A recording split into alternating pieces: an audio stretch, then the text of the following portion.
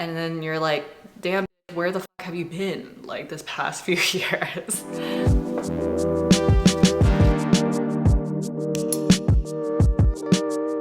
One of the biggest joys about 2024 was ending it feeling more like myself than I ever have for the last 2 to 3 years. It was like so like disorienting, and you know, it wasn't even really until that point that I realized that how off I was feeling.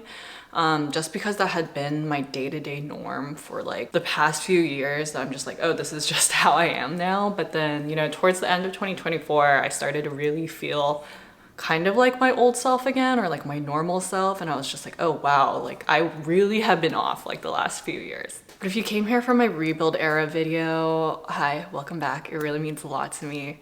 I really meant to post that video in like early to mid 2024, and you know, it just kept getting pushed back, kept getting edited, kept getting lost in the drafts where I just like couldn't open it, and then finally posted it, and it was just like a nice weight off my shoulders.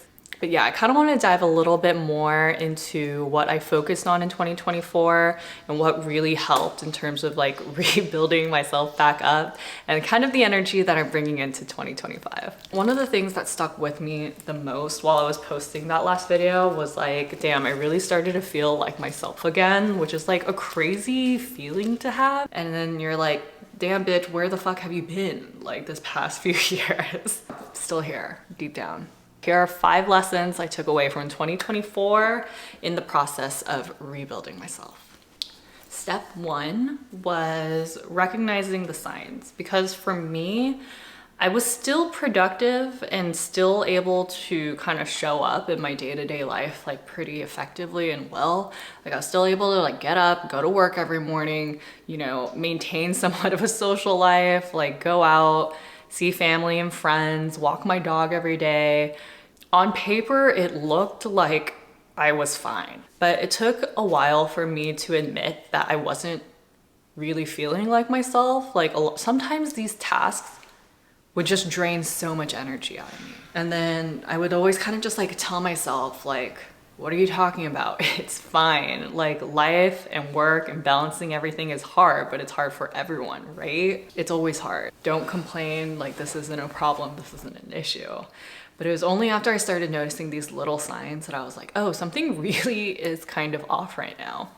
And then like for me personally, like I'm sure it like shows up differently for everyone else, but for me personally, it was just like music didn't sound as good, or like I couldn't enjoy the process of discovering new music, new bands, new albums, new artists. But yeah, it's very strange for me because I consider that one of the major joys of my life, kind of interpreting new music, discovering new music, being challenged and expanding my taste. But at the time, it was almost just like too much mental exertion to be able to comprehend and even interpret or engage with new music. I could only listen to the things that I was familiar with and I already knew my like reaction and emotional reaction to, so there was no room for anything new and any new discoverability. But this kind of goes along with my second point. I would always be rewatching the same shows, rewatching the same season of Housewives, rewatching the same series on YouTube that I've already seen before, you know? And they always say this is like a symptom of anxiety where people just rewatch the same shows, same seasons, just because they know how it's gonna end and they don't have to deal with the unknown of whether they're gonna like it, how it's gonna end. The fear of the unknown causes anxiety. So we'd rather just go back to something where we know exactly how it's all gonna play out and then rewatch that over and over again. And lesson number 2, health is wealth. I mean, this goes without saying, obviously, when you feel better, you can do better and you can do more. There's a reason why they say to, you know, take care of yourself. And that means like everything, right?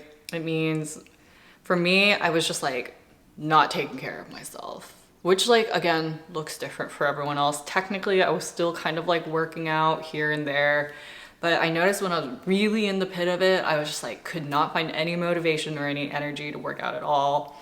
I was eating horribly. I just kept wanting to order like the same shitty fast food. And you know, there's a time and a place for all of it, and I still love fast food, but I just noticed it was too much at the time. So I was really making a conscious effort to move my body, go out for walks, get vitamin D and sunshine, try to eat better, or at least be more conscious of what I'm eating. If I notice I'm eating the same kind of like shitty fast food every day after day after day, like of course I'm gonna feel horrible.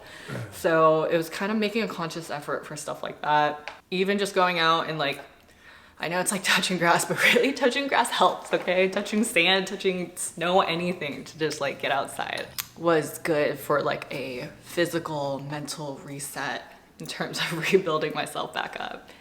And then also like a very underrated, but it really makes a big difference is having a sleepy time routine and just like getting good quality sleep again. I used to like have such bad anxiety that I would like wake up in the middle of the night every night, and it would take me so long to fall back asleep. Adopting a solid sleepy time routine, for me it's magnesium glycinate capsules that I just got from like Costco or Amazon, and then chamomile tea. And then if it's really, you know, dire, a little bit of a melatonin gummy. Being very intentional about like not scrolling on TikTok or Instagram right before falling asleep makes all the difference in the world. And it really feels like every time I'm just like ready to start the day, start the week way better. And step 3, which I know seems so basic, but it is to practice gratitude. Gratitude is basically finding like little joys and little things to be proud of, things to be optimistic about, and then practicing gratitude and affirmations. I know it's like so like cringy trying to do it. The mind is a funny thing, and I swear it works. And when I'm really in the pit of it, I find like the most basic things to be grateful for. Like, not to sound too dark or anything like that, but sometimes I'm like, I'm grateful that I woke up this morning. You know, I'm grateful that I get to live this day. Like, I'm grateful for my feet. I'm grateful for my legs for functioning and, you know, being able to walk and to carry me to walk up these stairs. Like, very basic things, just anything that you can find to be grateful for. I'm grateful for this day job that I hate, that I want to rage quit all the time, but I'm grateful for it, for providing me the means to be able to buy lunch today, buy this coffee, but like pursue this little side quest that, you know, I want to pursue. So on the days where I hate my job, I tell myself that, at least. Like, you know, when you're like sick with like the flu or the cold and you're so congested and you can't breathe, the feeling of just like, if I ever get through this, I promise I will never take a day for granted again where I can breathe normally through my nose. Yeah, just any basic, simple pieces of gratitude that you can tell yourself, I think do have a really positive impact.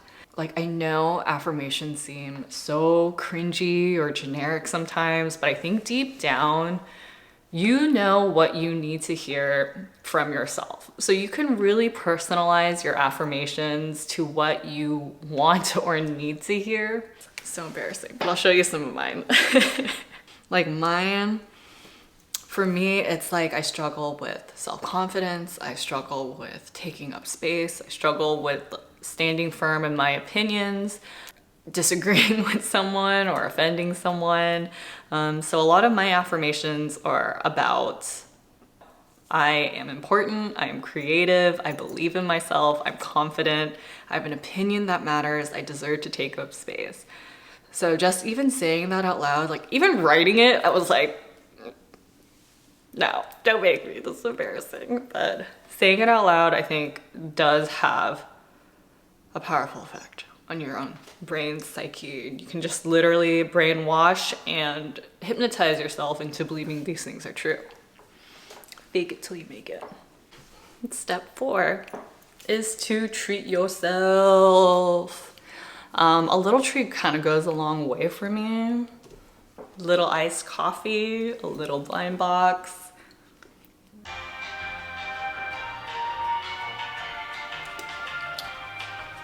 I love a sweet little treat.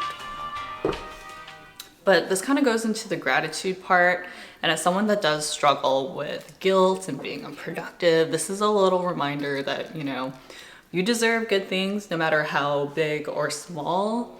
My thought is, you never know how sometimes a little treat, a little outing is enough to break you out of this funk or kind of like re-inspire you.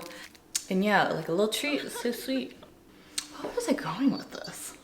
But number 4 kind of goes into number 5, and that is the phrase, progress is better than perfection, which, you know, also kind of goes into treat yourself, is to, you know, acknowledge the steps, the journey along the way. Any little steps that you've taken that you can be proud of yourself, and you say like, hey, bitch, you did that shit, good job, deserves to be at least a little celebrated with yourself. Like, congratulate yourself for at least doing that. And like, take away the pressure and, you know, the expectations and stuff like that. So any little thing that you can do, any little progress you can make into, you know, for whatever this may be, whether it's something with work, something with your health, exercise, anything like that, any little bit of progress is better than, you know, the absolute perfection of your end goal, and that should be celebrated. So like, any little thing that you can do every day to work towards your goals, whether it be 5 minutes, 10 minutes, and some days, like if you just really can't do it and you can't do anything and you make no progress, that's fine too. You know, forgive yourself for yesterday and keep your mind on your goal and where you want to go. And that was really hard for me, but it is something I'm still trying to live by, is to forgive myself for yesterday and to keep trying and to keep moving forward. But yeah, those were kind of 5 things, 5 lessons that I took away from 2024 in the process of kind of rebuilding myself from like the ground back up. Now that I'm like we're settled into our new home, I'm feeling more like myself again, and kind of using this as the foundation and the base to kind of build myself even further up from here. So hope this helps. Thanks so much for watching, and see you guys soon.